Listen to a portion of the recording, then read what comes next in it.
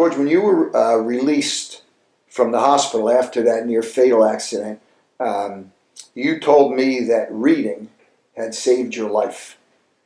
You remember? Absolutely.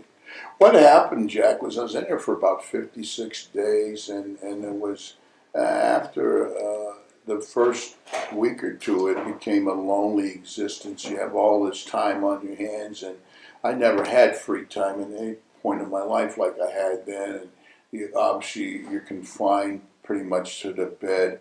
And so what I started to do was to reflect back on things that I read in books. I started to read more. I even went to the point of putting up a little motivational signs every day to kind of inspire myself, so I'd read them and think about them.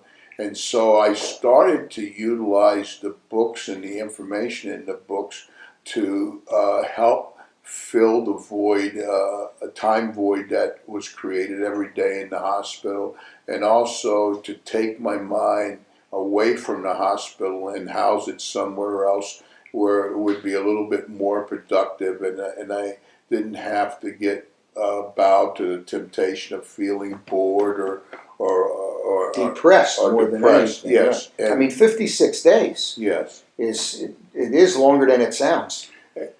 And so the books bailed me out, the motivational sayings that became inspirational to me, and they filled the void that was vitally important to me.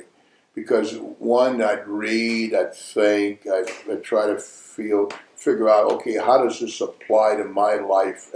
In this book, it was in this given situation, but how do I take that information and make it applicable to my life? And so, you were, at this time, you were confined to the bed. Yes. I mean, you weren't getting up and walking and then sit down. You're spending 24 hours a day in the bed. Yeah, and it was difficult. I had to get into a routine because obviously people are coming in taking your blood pressure, you're being interrupted. So you had to be disciplined in how you went about reading. But after a while, I got into a routine that was very useful.